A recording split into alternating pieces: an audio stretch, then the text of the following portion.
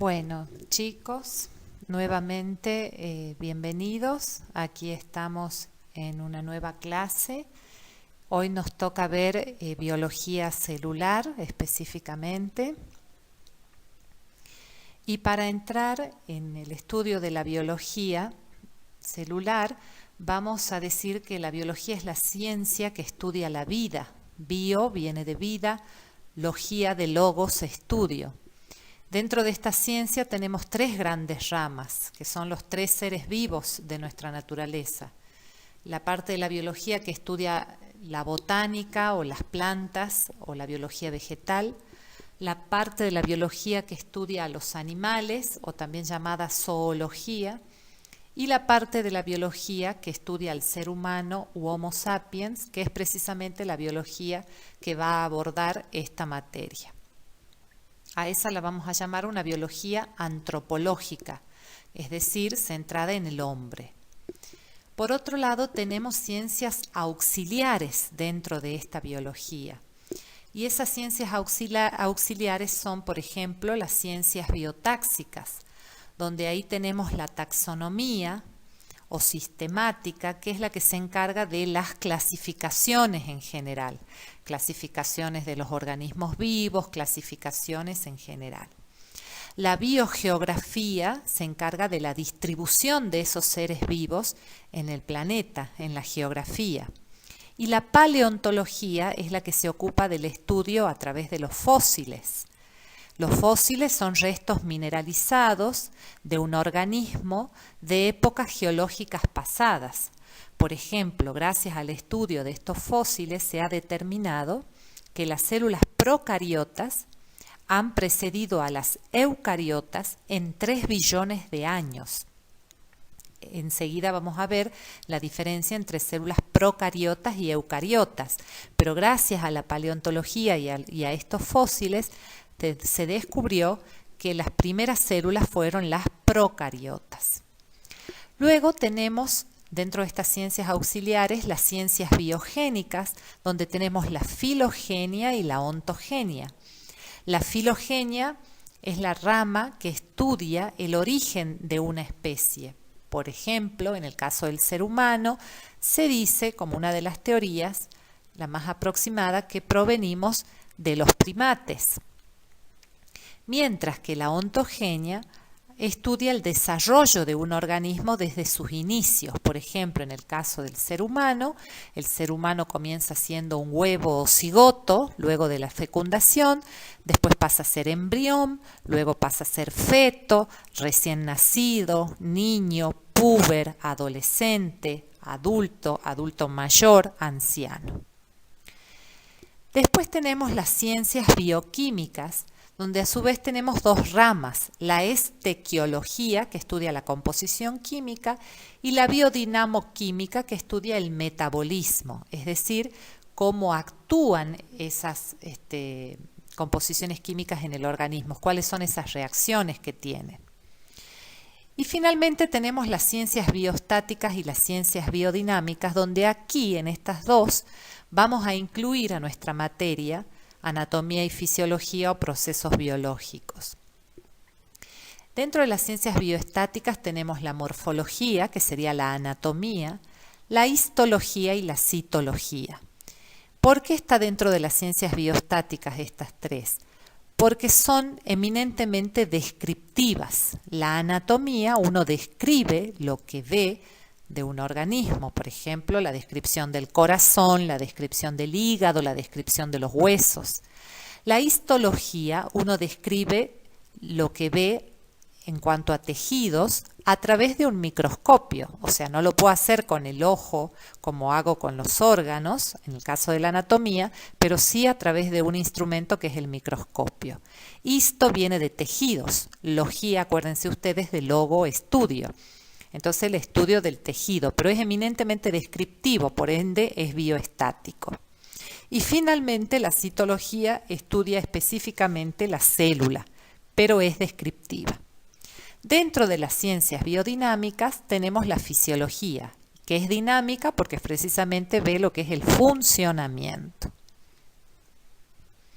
Como antecedentes históricos, yo les había comentado la clase pasada que Anthony van Leeuwenhoek, que está aquí en el Power al final, era un comerciante textil holandés que se lo consideró padre de la microbiología porque él, a través de unas lentes con las que veía la calidad de las telas, pudo identificar microorganismos, ¿sí? La época de este señor es entre el 1600 y el 1700. Sin embargo, hay como una suerte de discusión sobre quién es el que inventa el microscopio, porque Zacharias Jensen, un poco antes inclusive que él, también holandés, era fabricante de anteojos. Y se dice que él inventó el primer microscopio óptico, pero como les digo, está una cuestión medio controversial entre si el primer microscopio lo inventa Zacharias Jensen o Anthony van Leeuwenhoek. Pero en realidad el que viene a dar el mayor aporte es Robert Hooke. Él es un científico inglés que es el que a través de los microscopios empieza a identificar estructuras pequeñas con forma de celdas a las que llamó precisamente células. Esta imagen que están viendo aquí en el PowerPoint precisamente tiene que ver con trabajos que él hacía en caucho vegetal, donde identificaba, fíjense ustedes esta imagen aquí donde dice ABC, fíjense en el C, el A es Robert Hooke, el B era el microscopio que usó en ese momento y el C es la imagen donde se ve esas celdas, parece como si fuese panal de abeja en el caucho vegetal. El caucho es como una resina de los árboles.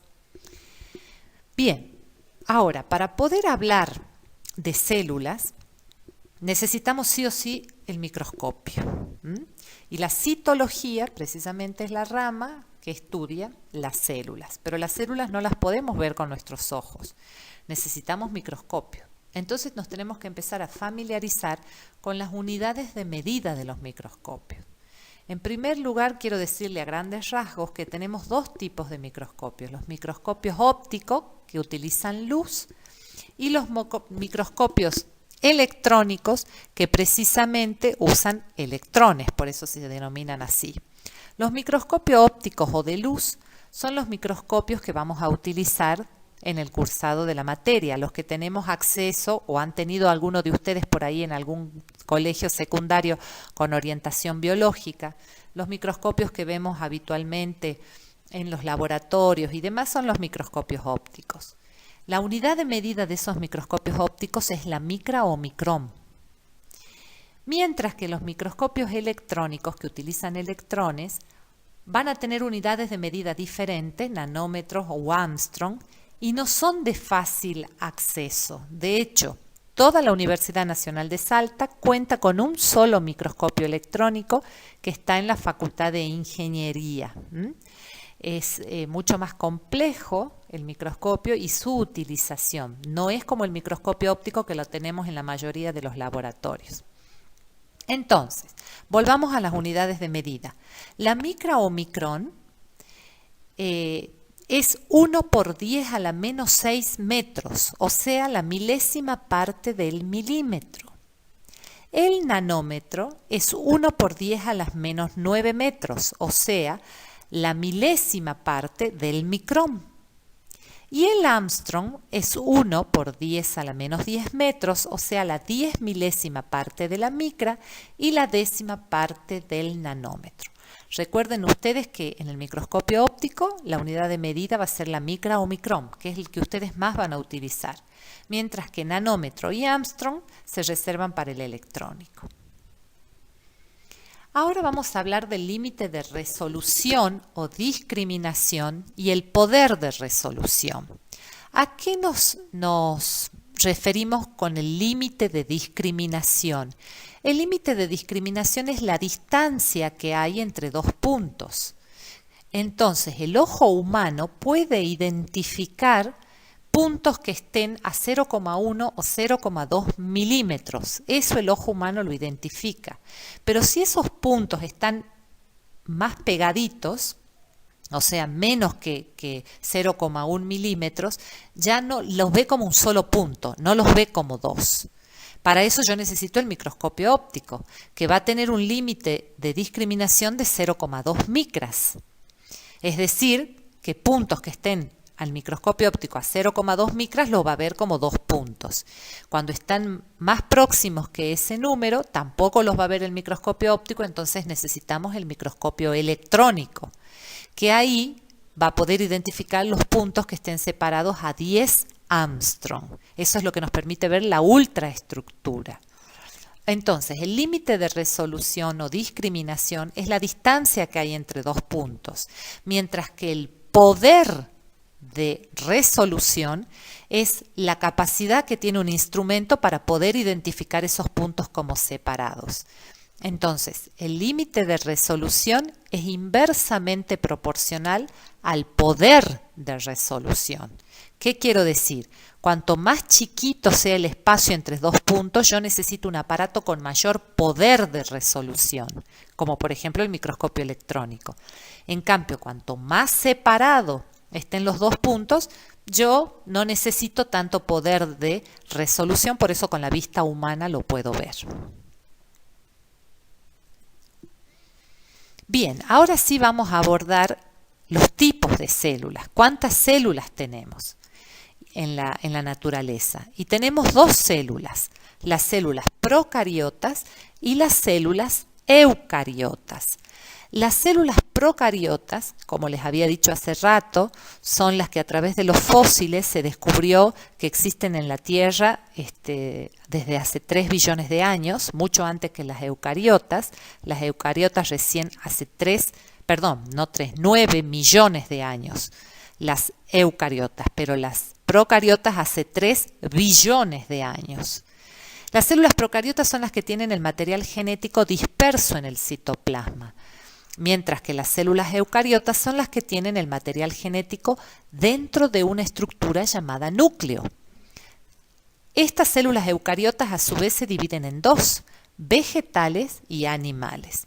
El ser humano es un animal racional, pero va a entrar dentro de la categoría de animales dentro de las células eucariotas. Bien, entonces aquí tenemos las diferentes células, una célula procariota y una célula eucariota, en este caso vegetal.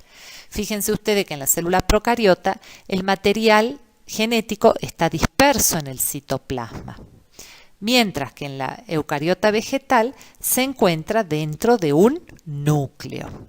Ahí está señalado el núcleo.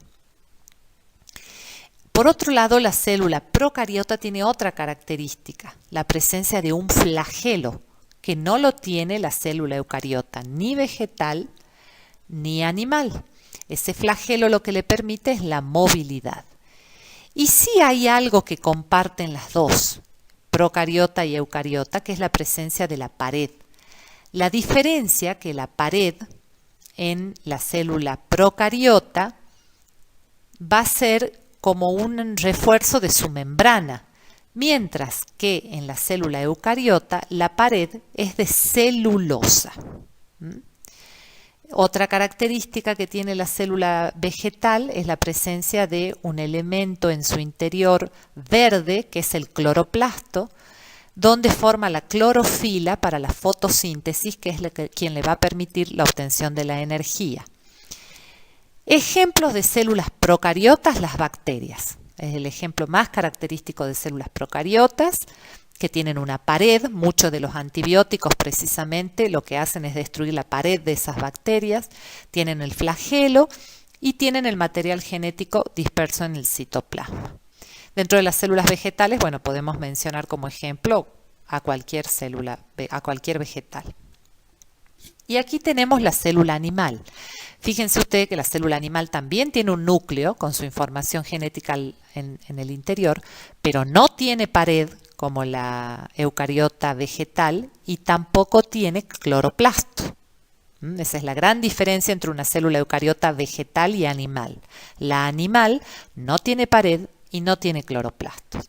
¿Qué estamos viendo en esta imagen? Estamos viendo el núcleo, estamos viendo las mitocondrias, estamos viendo